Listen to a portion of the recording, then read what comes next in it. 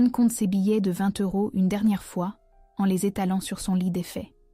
4 000 € représentent 3 années d'économies acharnées, où elle a renoncé aux sorties, aux vêtements et aux petits plaisirs du quotidien. Chaque billet froissé raconte des heures de travail à la caisse du Carrefour, des sourires forcés aux clients difficiles et une fatigue acceptée jour après jour pour ce rêve qui l'habite.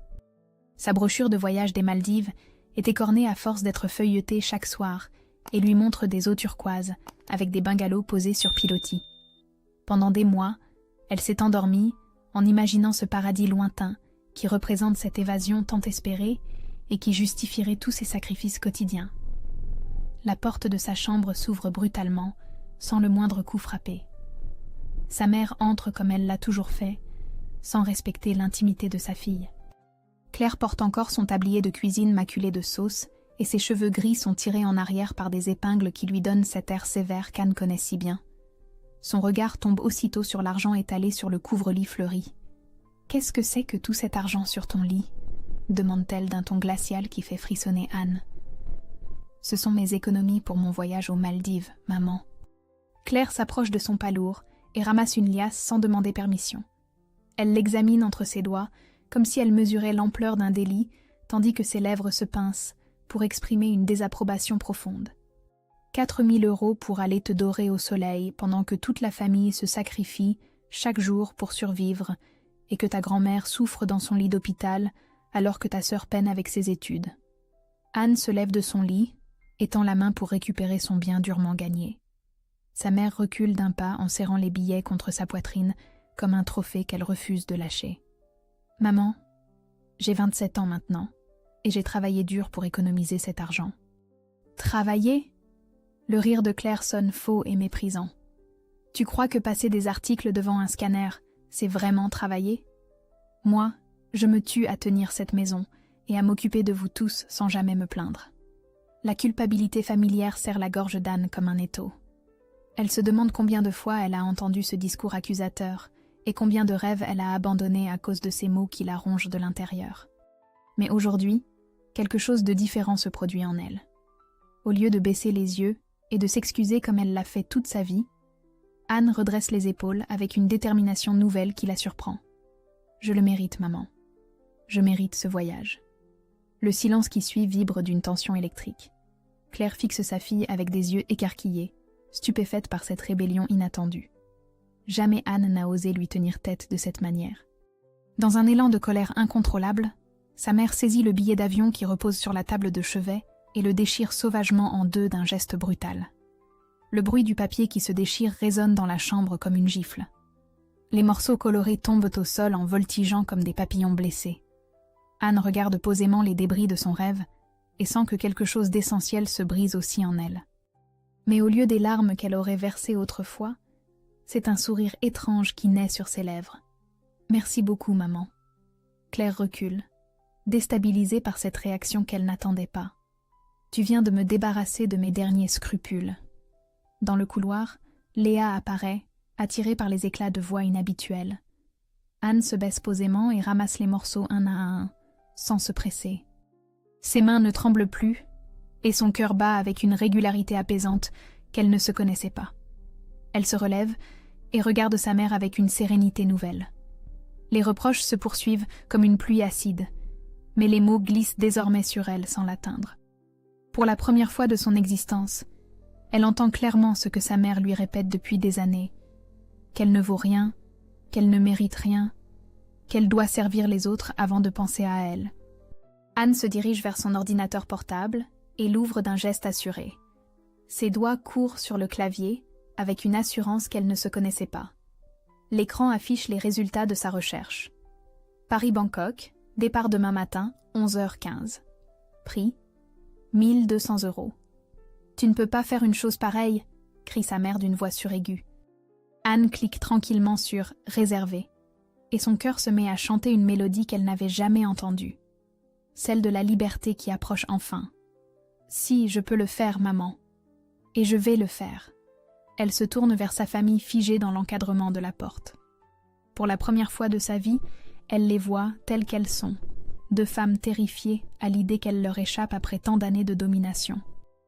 Anne ferme son ordinateur et prend son sac de voyage dans l'armoire. Les récriminations se poursuivent derrière elle, mais elle ne répond plus.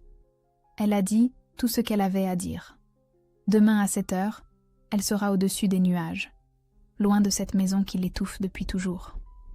Dans sa paume, les morceaux du billet déchiré lui semblent légers, comme des confettis de fête. L'avion décolle de Roissy à 11 heures précises, sous un ciel gris parisien. Anne n'a pas fermé l'œil de la nuit et ses mains tremblent encore légèrement sur les accoudoirs de son siège. Elle regarde par le hublot les immeubles qui rapetissent et sent son estomac se nouer d'une angoisse mêlée d'excitation. Jamais elle n'est partie si loin. Jamais elle n'a pris une décision aussi radicale. À côté d'elle, au siège 12B, un homme dessine dans un carnet noir. Il porte des cheveux longs attachés en catogan, une cicatrice discrète au menton et un appareil photo vintage autour du cou. Ses mains bougent avec assurance sur le papier, tandis qu'il croque le profil d'une hôtesse qui passe dans l'allée. Anne l'observe discrètement, intriguée par cette concentration paisible qui contraste avec sa propre nervosité. Elle n'ose pas lui adresser la parole, mais se sent rassurée par cette présence calme à ses côtés. « Première fois en Asie ?» demande-t-il soudain, en levant les yeux de son carnet. Sa voix est douce, et son accent révèle qu'il n'est pas entièrement français. Anne rougit légèrement d'avoir été surprise à l'observer. « Première fois que je fuis ma vie, plutôt. » Les mots sont sortis tout seuls, et elle s'étonne de sa propre franchise. L'homme sourit avec bienveillance et referme son carnet. « Je m'appelle Marcus. Et vous fuyez quoi exactement ?»« Anne. Je fuis la peur de devenir comme ma mère. Moi, je fuis celle de devenir comme mon père. » Ils rient ensemble, de ce rire nerveux que partagent parfois deux âmes en perdition qui se reconnaissent.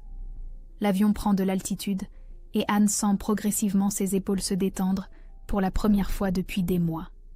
Marcus lui raconte qu'il est photographe franco-australien, qu'il documente les communautés locales en Asie depuis 5 ans.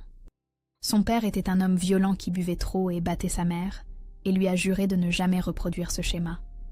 Anne découvre qu'ils ont le même âge et la même blessure fondamentale, des parents toxiques qui ont modelé leur peur de l'intimité. Elle lui parle de sa mère psychologiquement violente qui détruisait systématiquement ses rêves, de cette culpabilisation permanente qui l'empêchait de respirer, de ce billet déchiré qui l'a finalement libéré. Marcus l'écoute sans juger, hochant la tête comme s'il comprenait chaque mot. Les heures passent, et Anne se surprend à raconter des choses qu'elle n'a jamais dites à personne. Comment sa mère interceptait son courrier, sabotait ses entretiens d'embauche, en appelant les employeurs pour les prévenir qu'elle était fragile. Comment elle lui faisait croire que personne d'autre ne pourrait jamais l'aimer. C'est de la violence psychologique pure, dit Marcus avec une gravité soudaine. Anne acquiesce, et sent des larmes monter qu'elle retient depuis des années. Pour la première fois, quelqu'un met des mots justes sur ce qu'elle a vécu. Quelqu'un qui ne lui dit pas qu'elle exagère ou que c'est normal entre mère et fille. L'hôtesse passe avec les plateaux repas et Marcus commande du vin rouge pour 2. Anne accepte bien qu'elle ne boive jamais d'alcool d'habitude. Aujourd'hui, plus rien n'est habituel. « À votre renaissance », dit-il en levant son verre de plastique. « À notre liberté », répond-elle en trinquant. Le vin lui monte légèrement à la tête et elle se sent plus légère qu'elle ne l'a jamais été. Dehors, l'Europe défile sous les nuages et Anne réalise qu'avec chaque kilomètre parcouru, elle s'éloigne définitivement de sa prison dorée. Son téléphone vibre dans son sac. 47 notifications. Messages de sa mère, de sa sœur, de tantes et cousines mobilisées pour la culpabiliser. Elle l'éteint d'un geste ferme et le range. « Bien joué », approuve Marcus. Quand l'avion entame sa descente vers Bangkok 11 heures plus tard, Anne n'est plus la même femme que celle qui a embarqué à Paris. Elle a parlé, ri, pleuré et bu avec un inconnu qui comprend sa douleur. Elle a coupé le cordon ombilical numérique qui la reliait à sa famille. Au moment où les roues touchent le tarmac thaïlandais sous un soleil éclatant, Anne sort son téléphone rallumé et prend sa première photo de femme libre. Ses pieds sur le sol asiatique, avec cette simple légende qui fera trembler sa famille. Atterrissage réussi, renaissance en cours. Elle appuie sur « Publier » et sourit. La guerre est déclarée. L'aéroport de Bangkok frappe Anne comme une gifle tropicale. 38 degrés, une humidité écrasante et un mélange d'odeurs de friture, d'encens et d'échappement qui lui soulèvent immédiatement l'estomac. Les klaxons résonnent sans interruption et la foule grouille dans tous les sens avec une énergie chaotique qu'elle ne comprend pas. Marcus a disparu dans la cohue après avoir échangé leur numéro de téléphone. Anne se retrouve seule avec son sac de voyage et une angoisse grandissante. Elle n'a jamais voyagé seule, ne parle pas un mot de thaï et commence à réaliser l'ampleur de son impulsivité. Le premier taxi lui fait payer 3 fois le prix normal avant qu'elle comprenne qu'elle s'est fait avoir. Au bureau de change, on lui remet des billets qui s'avéreront faux plus tard. En 2 heures, elle a perdu 300 € et commence à paniquer sérieusement. Son hôtel de Khao San Road ressemble à un cauchemar tropical. La chambre sent le moisi, des cafards courent au plafond, et le bruit de la rue monte toute la nuit comme une cacophonie infernale. Anne s'effondre sur le lit défoncé et pleure pour la première fois depuis le départ. Elle sort son téléphone et compose le numéro de sa mère avant de raccrocher plusieurs fois. À la 4e tentative, elle laisse sonner. « Anne, mon Dieu, où es-tu? Nous sommes morts d'inquiétude. » La voix familière de sa mère la fait fondre en larmes. Soudain, tout lui semble insurmontable. La chaleur, la langue incompréhensible, sa solitude absolue dans cette ville démesurée. « Maman, j'ai fait une erreur terrible. Je veux rentrer. » « Bien sûr, ma chérie, nous allons arranger tout cela. Tu n'aurais jamais dû partir. » Anne entend le triomphe à peine dissimulé dans la voix maternelle, et quelque chose se rebelle en elle. Elle raccroche brutalement et jette son téléphone sur le lit. Non, elle ne rentrera pas la queue entre les jambes pour donner raison à sa mère. Pas après avoir franchi ce pas énorme. Elle sort de sa chambre malgré la nausée qui la tenaille et marche jusqu'au temple Wat Pho. L'architecture dorée et les odeurs d'encens l'apaisent légèrement. Elle s'assoit face au Bouddha couché et tente de retrouver le courage qui l'a menée jusqu'ici. 6 heures plus tard, Marcus la trouve endormie contre un pilier, déshydratée et épuisée. « Anne, que vous arrive-t-il » Elle lève vers lui des yeux rougis par les larmes et la fatigue. « Je crois que j'ai surestimé mes capacités. » Marcus s'assoit à côté d'elle sans dire un mot. Il sort une bouteille d'eau fraîche de son sac et la lui tend. Anne boit goulûment, reconnaissante de cette gentillesse inattendue. « La première fois, c'est toujours un choc, » dit-il doucement. « Moi aussi j'ai eu envie de rentrer chez moi le premier jour. »« Vraiment ? J'ai pleuré dans les toilettes de l'aéroport de Sydney. J'avais 18 ans et je venais de quitter mon père violent. Je me sentais plus seule que jamais. » Anne se redresse légèrement, touchée par cette confession. « Comment avez-vous fait ? J'ai appris à tomber sans me casser, à accepter les erreurs comme des leçons, à voir chaque échec comme un pas vers l'indépendance. » Marcus l'aide à se relever et ils marchent ensemble vers la sortie du temple. Il lui montre comment négocier avec les taxis, où manger sans risquer l'intoxication, comment se repérer dans cette jungle urbaine. « Vous n'êtes pas obligé de tout maîtriser le premier jour, » lui dit-il. « Personne n'y arrive. » Cette nuit-là, dans un petit restaurant de rue qu'il lui a recommandé, Anne mange son premier vrai pad thaï sans tomber malade. Elle regarde les familles thaïlandaises rire autour des tables en plastique et se sent moins étrangère au monde. Son téléphone vibre avec insistance. 53 messages non lus. Au lieu de les ouvrir, elle prend une photo d'elle souriante devant son plat épicé et l'envoie sur Instagram. Jour 2, j'apprends l'art de tomber debout. Les commentaires affluent immédiatement, mélange de soutien et de reproches familiaux. Anne ferme l'application et range son téléphone. Pour la première fois depuis son arrivée, elle sourit vraiment. Elle n'est peut-être pas encore forte, mais elle commence à comprendre qu'elle peut le devenir. La photo d'Anne souriante devant son pad thaï explose littéralement sur Instagram. En 6 heures, elle comptabilise 50 000 vues et des centaines de commentaires qui se succèdent à une vitesse vertigineuse.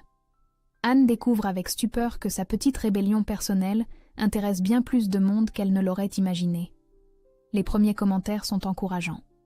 Des femmes de tous âges la félicitent pour son courage, partagent leurs propres histoires d'évasion familiale et lui souhaitent de bonnes chances dans cette aventure.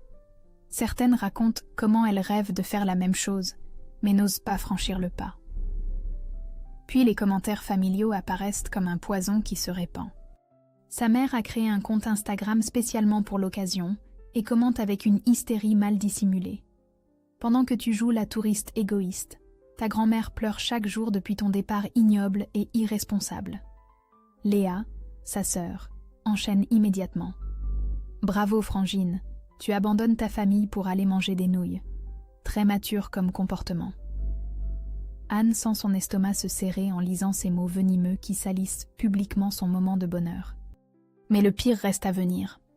En fouillant sur Facebook, elle découvre avec horreur que sa famille a orchestré une véritable campagne de manipulation. Sa mère a créé un groupe public intitulé « Aidez-nous à ramener Anne à la maison », avec une photo d'elle enfant et un récit larmoyant sur sa fugue irresponsable. Le post principal raconte comment Anne a volé l'argent familial destiné aux soins de sa grand-mère mourante, pour claquer tout en vacances de luxe. Sa mère se présente comme une femme éplorée, dont la fille ingrate a disparu sans laisser d'adresse.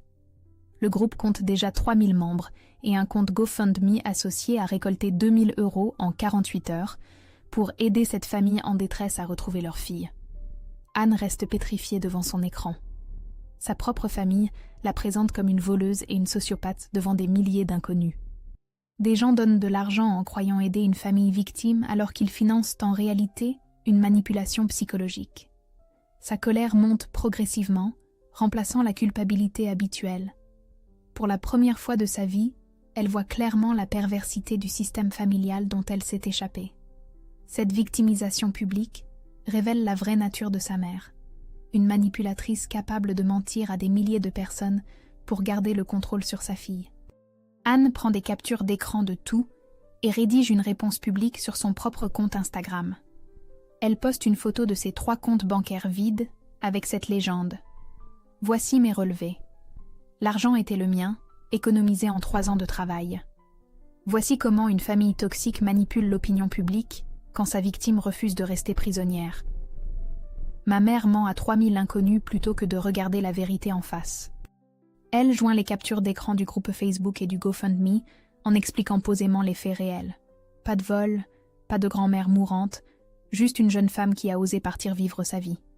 Le post devient viral en quelques heures. Des journalistes, des influenceurs et des psychologues spécialistes des familles toxiques commentent et partagent son histoire. Le hashtag #Anne disparue devient tendance, mais cette fois pour dénoncer la manipulation familiale plutôt que pour la soutenir. Des milliers de femmes témoignent en commentaire, racontant des histoires similaires de chantage émotionnel et de culpabilisation. Anne découvre qu'elle n'est pas seule et que son histoire résonne chez beaucoup d'autres victimes de familles dysfonctionnelles. Sa mère panique et supprime le groupe Facebook, mais les captures d'écran circulent déjà partout. Trop tard. Le mensonge a été démasqué publiquement. Dans son petit hôtel de Bangkok, Anne regarde défiler les messages de soutien avec des larmes de soulagement.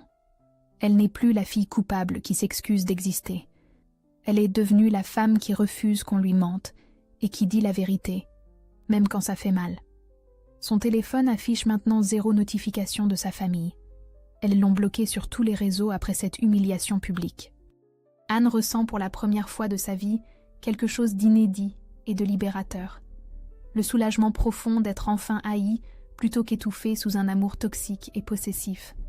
Elle éteint son téléphone et va se coucher avec un sourire apaisé. La guerre est finie. Elle a gagné. Une semaine s'écoule paisiblement à Chiang Mai, où Marcus a emmené Anne pour échapper à l'agitation de Bangkok. Ils visitent des temples dorés, mangent dans de petits restaurants de rue, et Anne commence enfin à se sentir vraiment libre. Son téléphone reste silencieux, depuis que sa famille l'a bloqué partout, et cette paix lui fait un bien immense. Mais un matin, à 6 heures, un numéro inconnu l'appelle et la tire brutalement de son sommeil. Anne hésite à répondre puis finit par décrocher, inquiète qu'il s'agisse d'une urgence. « Anne, c'est grand-mère. » La voix est faible et tremblante. Anne se redresse immédiatement dans son lit, le cœur qui s'emballe. « Grand-mère, comment avez-vous eu mon numéro ? J'ai supplié une infirmière de t'appeler. Ta mère m'interdit de te parler depuis ton départ, mais je vais mourir et je devais... » La ligne se coupe brutalement. Anne rappelle frénétiquement mais tombe sur la messagerie de l'hôpital. Elle panique et appelle le standard en expliquant qu'elle est la petite fille de Simone Dubois hospitalisée au service gériatrie. Votre grand-mère demande après vous depuis des semaines, lui explique l'infirmière de garde. Une femme nous a dit que vous étiez injoignable et que nous ne devions pas vous déranger. Anne sent la rage monter en elle. Sa mère a menti au personnel médical pour l'empêcher de parler à sa grand-mère mourante. Cette manipulation dépasse tout ce qu'elle imaginait possible. Elle réserve immédiatement un vol de retour vers Paris et annonce à Marcus qu'elle doit partir. Il comprend sans poser de questions et lui propose de l'accompagner. Mais Anne préfère affronter seule cette épreuve. Le vol lui semble interminable. Elle imagine sa grand-mère seule dans son lit d'hôpital, réclamant sa petite fille que tout le monde dit disparue. La culpabilité la ronge, malgré sa colère contre sa mère. À l'aéroport Charles de Gaulle, Anne prend directement un taxi pour l'hôpital Saint-Louis. Dans le hall d'accueil, elle tombe nez à nez avec sa mère qui sort de l'ascenseur. « Qu'est-ce que tu fais là ?» demande Claire, blême de surprise. « Je viens voir grand-mère que tu m'empêches de voir depuis des semaines. Elle est très faible, tu vas l'épuiser avec tes histoires. » Anne la pousse fermement et se dirige vers l'ascenseur. Sa mère la suit en protestant mais n'ose pas faire de scandale dans l'hôpital. La chambre 412 sent la désinfectant et la mort qui approche. Grand-mère Simone gît dans son lit, squelettique, reliée à une perfusion. En voyant Anne, ses yeux s'illuminent faiblement. « Ma chérie, tu es venue. » Anne s'effondre au bord du lit et prend la main décharnée entre les siennes. Sa grand-mère lui glisse discrètement un petit papier froissé dans la paume. « Sous mon matelas. Chez moi. La clé du garage est dans la boîte à thé chinoise. »« Grand-mère, de quoi parlez-vous ? » ?»« Tu comprendras. Il faut que tu saches la vérité sur ta mère. » Claire s'approche nerveusement, tentant d'interrompre la conversation, mais sa grand-mère la fusille du regard avec une force surprenante. « Laisse-nous, Claire. J'ai des choses importantes à dire à ma petite fille. » Anne reste 3 heures au chevet de sa grand-mère, qui lui raconte par bribes comment sa mère l'a toujours isolée, mentant sur ses visites pour l'empêcher de voir sa famille. Elle apprend que sa grand-mère a essayé de l'appeler des dizaines de fois, mais que sa mère interceptait tous les contacts. « Ta mère a toujours été jalouse de toi, ma chérie. Dès ton plus jeune âge, elle voyait en toi ce qu'elle n'avait pas réussi à devenir. » Grand-mère s'endort paisiblement en tenant la main d'Anne. 3 heures plus tard, elle s'éteint doucement, un sourire apaisé sur les lèvres. Anne pleure toutes les larmes de son corps, en tenant cette main qui devient froide. Sa mère sanglote derrière elle. Mais Anne ne se retourne pas. Elle a perdu la seule personne de sa famille qui l'aimait vraiment et qui a emporté tant de secrets dans la tombe. Le soir même, Anne se rend chez sa grand-mère avec le double des clés qu'elle gardait depuis des années. Sous le matelas défoncé, elle trouve effectivement quelque chose qui va bouleverser sa vie. Un paquet de lettres et un carnet rouge sang. Dans le garage poussiéreux, la boîte à thé chinoise contient bien une clé rouillée qui ouvre un coffre métallique caché sous l'établi. À l'intérieur, 40 années de journaux intimes de sa mère s'entassent comme autant de preuves accablantes. Anne ouvre le premier carnet et commence à lire. Chaque page révèle la destruction méthodique et consciente de sa vie par sa propre mère. Anne passe la nuit entière à lire les journaux intimes de sa mère dans le garage poussiéreux de sa grand-mère. Chaque page révèle une vérité plus atroce que la précédente. 40 années de manipulation consciente et méthodique documentée de la propre main de Claire. 15 septembre 1997. Anne a eu 18 sur 20 en mathématiques aujourd'hui. J'ai déchiré sa copie avant qu'elle rentre de l'école. Elle ne doit pas prendre confiance en elle. 3 mars 2015. Anne avait un entretien d'embauche chez Darty aujourd'hui. J'ai appelé le magasin pour leur dire qu'elle était instable psychologiquement. L'entretien a été annulé. 22 juin 2018. Anne sort avec ce garçon depuis 3 mois. Je lui ai dit qu'il me parlait d'elle en termes désobligeants. Ce n'était pas vrai, mais elle l'a quitté. Tant mieux. Page après page, Anne découvre l'ampleur de la destruction systématique de sa vie. Sa mère notait chaque sabotage avec une précision clinique, comme un scientifique documentant ses expériences. Lettres d'université cachées, amitié brisée par des mensonges, opportunités professionnelles sabotées, relations amoureuses empoisonnées. Tout était calculé pour la maintenir dépendante et vulnérable. Anne vomit de dégoût dans un coin du garage, puis continue sa lecture, hypnotisée par l'horreur de ses révélations. Sa mère n'était pas seulement toxique par négligence ou par traumatisme personnel. Elle était une prédatrice consciente qui avait planifié chaque coup pendant des décennies. Le jour des funérailles arrive sous une pluie fine et glacée. L'église Saint-Sulpice se remplit de 200 personnes venues rendre hommage à Simone Dubois, femme respectée du quartier depuis 60 ans. Anne arrive en robe rouge écarlate, provoquant des murmures scandalisés dans l'assistance.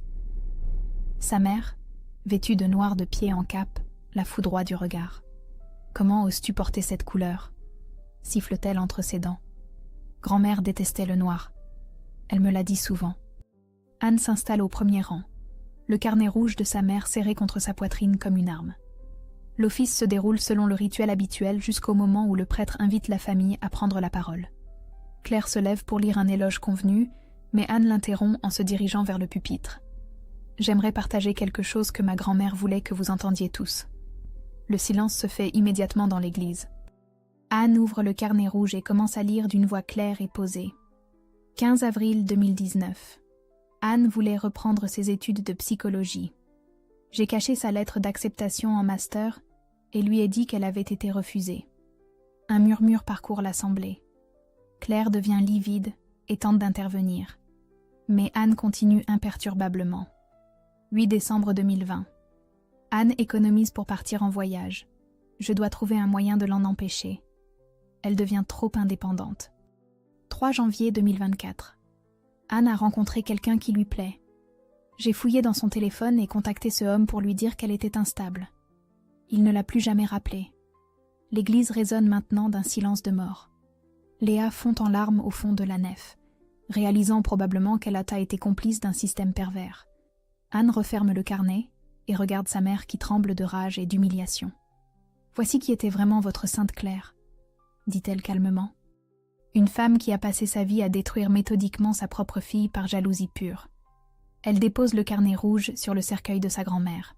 « Grand-mère, merci de m'avoir donné les preuves. Grâce à vous, je peux enfin montrer la vérité. » Anne descend du pupitre sous les regards médusés de l'assistance et sort de l'église sans se retourner. Derrière elle, sa mère hurle des justifications incohérentes, mais personne ne l'écoute plus. Sur le parvis mouillé, sa mère la rattrape et la gifle violemment devant les gens qui sortent. « Tu détruis notre famille !» crie-t-elle, hystérique. Anne essuie tranquillement le sang qui coule de sa lèvre fendue et regarde sa mère droit dans les yeux. « Non, maman. Je révèle simplement ce qu'elle a toujours été. Un mensonge. » Elle remonte dans sa voiture de location et démarre sans un regard en arrière. Dans son rétroviseur, elle voit sa mère effondrée sur les marches de l'église, entourée de regards accusateurs.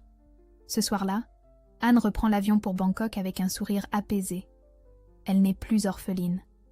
Elle est enfin libre. De retour en Thaïlande, Anne s'installe dans un petit appartement à Bangkok avec vue sur le fleuve Chao Phraya. Marcus est parti pour un reportage de 4 mois en Afrique et elle se retrouve seule pour la première fois de sa vie, vraiment seule. Sans famille toxique, sans homme pour la rassurer, sans personne d'autre qu'elle-même. Les premiers jours sont difficiles. L'angoisse de l'abandon remonte parfois, vestige de 27 années de conditionnement maternel. Mais Anne apprend peu à peu à savourer cette solitude choisie, si différente de l'isolement qu'on lui imposait autrefois. Elle commence à écrire un blog qu'elle intitule simplement « Manuel de disparition familiale ». Au départ, c'est juste un exutoire personnel pour poser par écrit tout ce qu'elle a vécu et compris. Elle décortique les mécanismes de manipulation psychologique, explique les étapes pratiques pour s'affranchir d'une famille toxique, donne des conseils juridiques et psychologiques.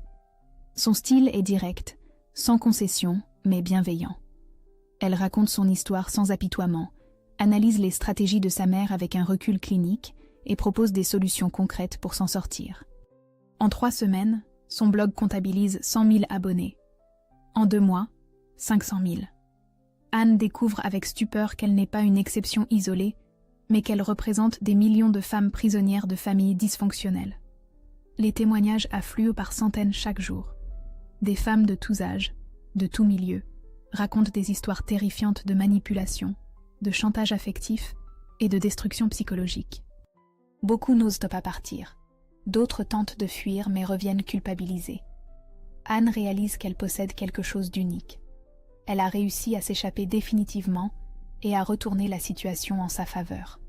Son histoire inspire, et sa lucidité rassure celles qui se débattent encore dans leur cage dorée. Elle décide de transformer son blog en véritable programme d'aide. Avec l'argent des premières collaborations commerciales, elle crée Phoenix Programme, un réseau clandestin d'assistance aux femmes qui veulent échapper à leur famille toxique. Le concept est simple mais révolutionnaire. Anne met en place un système de maisons sûres dans plusieurs villes, recrute des avocats spécialisés, des psychologues formés aux traumatismes familiaux et des assistantes sociales bénévoles. Elle développe une application sécurisée qui permet aux victimes de demander de l'aide discrètement. Phoenix Programme propose un accompagnement complet, aide psychologique pour prendre conscience de la manipulation, assistance juridique pour protéger ses biens, hébergement temporaire pour les premiers mois d'indépendance, aide à la recherche d'emploi et de logement définitif. En 6 mois, 1000 femmes ont été aidées concrètement. L'association compte des antennes en France, en Belgique, en Suisse et au Canada. Anne devient une figure respectée du mouvement d'émancipation féminine, régulièrement invitée dans les médias pour parler des violences psychologiques familiales. Mais le succès a un prix.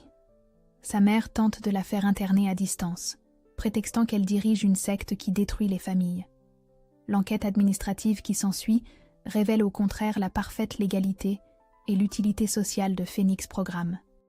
Sa sœur Léa, elle, reste silencieuse pendant des mois.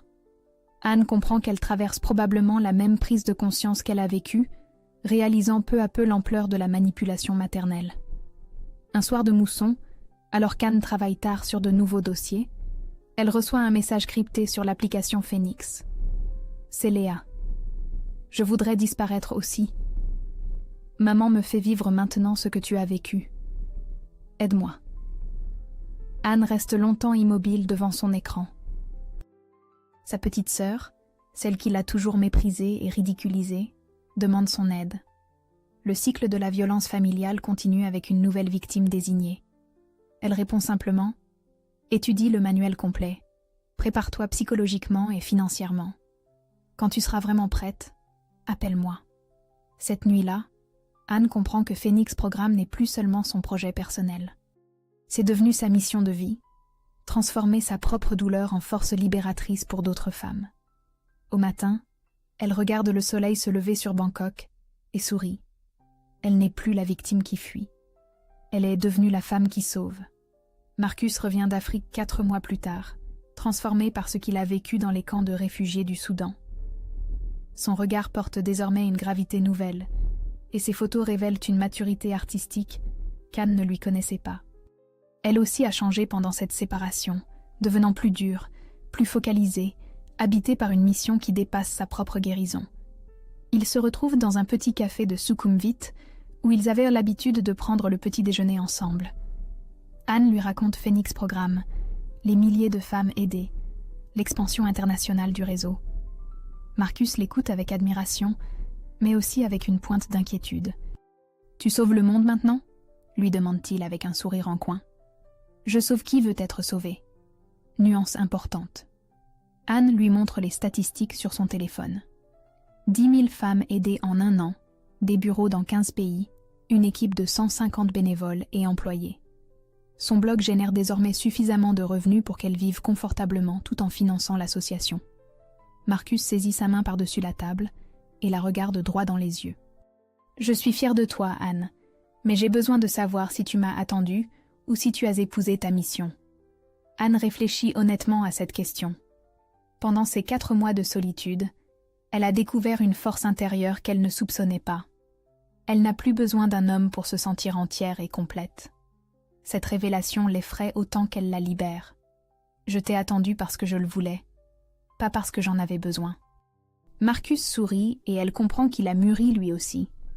Ils se remettent ensemble sur des bases totalement nouvelles, comme 2 adultes indépendants qui choisissent de partager leur vie plutôt que de fuir leurs blessures respectives. Phoenix Programme explose littéralement cette année-là. Anne devient millionnaire en aidant les autres, ironie du sort qui ne lui échappe pas.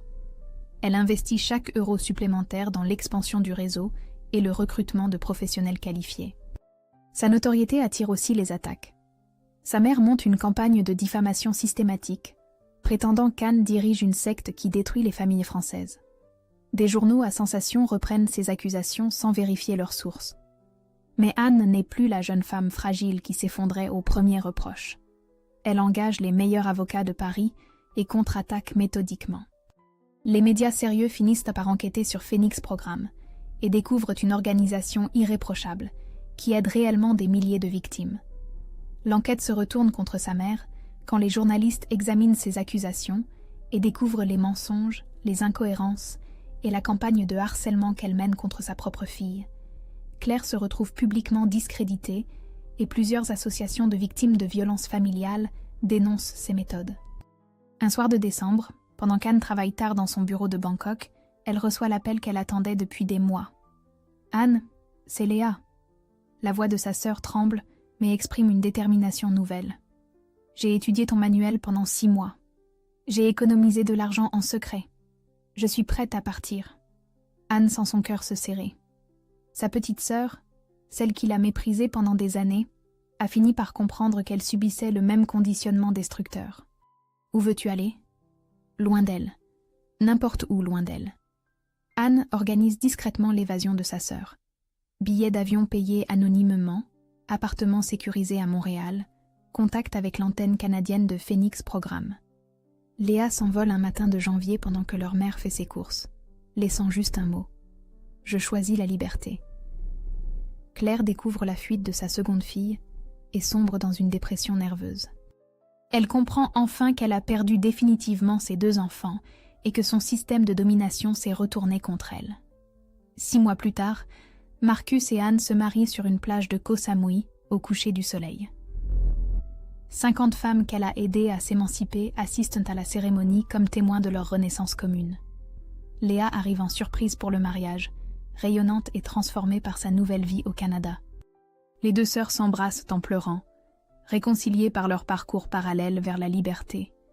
Ce jour-là, Anne comprend qu'elle a non seulement sauvé sa propre vie, mais qu'elle a créé une nouvelle famille choisie, constituée de toutes ces femmes qui ont eu le courage de renaître. La guerre contre sa mère est finie. La mission de sauvetage ne fait que commencer. 5 ans après le billet déchiré qui a changé sa vie, Anne dirige Phoenix Programme depuis une villa blanche perchée sur les collines de Bali. Le bureau principal donne sur l'océan Indien et chaque matin elle contemple l'horizon en sirotant son thé vert, encore émue par le chemin parcouru. 100 000 femmes aidées dans le monde entier. 200 employés et bénévoles. Des antennes sur tous les continents. Son manuel de disparition familiale traduit en 15 langues. Phoenix Programme est devenu une référence mondiale dans l'accompagnement des victimes de violences psychologiques familiales. Marcus travaille désormais avec elle, documentant les histoires de renaissance de ces femmes qui retrouvent leur liberté. Ces photographies ont fait le tour du monde et sensibilisé l'opinion publique à ces violences invisibles qui détruisent tant de vies. Léa dirige l'antenne européenne depuis son bureau de Genève. Transformée par sa propre évasion, elle a développé une expertise remarquable dans l'accompagnement psychologique des victimes. Les 2 sœurs se parlent chaque semaine et ont reconstruit une relation authentique, débarrassées des manipulations maternelles qui les dressaient autrefois l'une contre l'autre. Elles ne parlent jamais de leur mère. Claire appartient à un passé révolu. Un chapitre douloureux mais définitivement clos de leur existence. Ce matin de janvier, Anne trie son courrier quand elle découvre une enveloppe sans expéditeur posée sur le dessus de la pile. L'écriture lui semble familière, mais elle n'arrive pas à l'identifier immédiatement. À l'intérieur, une simple carte postale représentant la tour Eiffel. Au verso, quelques lignes tracées d'une écriture tremblante. « Ma chérie, j'ai commencé une thérapie il y a 2 ans, après avoir lu un article sur ton travail avec Phoenix Programme. Le journal que tu as lu aux funérailles de grand-mère m'a brisé, puis sauvé progressivement. J'ai compris que j'étais devenue exactement le monstre que ma propre mère avait été avec moi, reproduisant un cycle de violence que je croyais normal. Je ne demande pas le pardon car je n'en ai pas le droit après tout ce que je t'ai fait subir. Je voulais simplement que tu saches que tu as eu raison sur tout. De partir, de me résister, de me révéler au monde entier. Tu m'as forcé à regarder la vérité en face pour la première fois de ma vie. Merci de m'avoir sauvée de moi-même. Ta mère qui apprend enfin à t'aimer vraiment. Claire. L'adresse de l'expéditeur indique le centre Sainte-Anne, service de psychiatrie. Anne reste longtemps immobile, la carte entre ses mains. Tant d'années de haine, de colère et de douleur, qui s'apaisent soudain dans cette reconnaissance tardive mais sincère. Sa mère a enfin compris et assumé sa responsabilité dans leur relation toxique. Elle range la carte dans le tiroir de son bureau sans répondre immédiatement. Certaines blessures ont besoin de temps pour cicatriser complètement et elle n'est pas encore prête à reprendre contact. Mais pour la première fois depuis des années, elle ne ressent plus de haine en pensant à sa mère. Juste une immense tristesse pour toutes ces années perdues et un espoir fragile qu'il ne soit pas trop tard pour construire quelque chose de différent. L'après-midi, Anne se rend à la plage où elle donne des cours de natation à un groupe de jeunes femmes en reconstruction. C'est devenu son rituel hebdomadaire. Enseigner à nager à celles qui apprennent à vivre sans filet de sécurité. Elle les regarde progresser dans l'eau turquoise, gagnant en confiance à chaque brasse. Certaines pleurent encore en touchant le bord, émues de cette victoire symbolique sur leur peur. Anne sort son téléphone et prend une photo du groupe dans l'océan, toute souriante, malgré leurs cicatrices invisibles. Elle la poste sur Instagram avec cette simple légende « On apprend à nager qu'en lâchant le bord ». En quelques heures, la photo récolte 2 millions de likes et des milliers de commentaires de femmes qui racontent leur propre renaissance. Parmi eux, Anne remarque un like particulier qui lui serre le cœur, celui de sa mère. Elle ferme l'application et va nager seule au coucher du soleil. Dans l'eau chaude de l'océan Indien, elle pense à cette fille terrifiée qui comptait ses billets froissés dans une chambre de banlieue parisienne. Cette fille-là n'existe plus. À sa place nage une femme libre qui a transformé sa douleur en mission de vie. Certaines renaissances prennent effectivement du temps. Mais quand elles arrivent, elles sont définitives.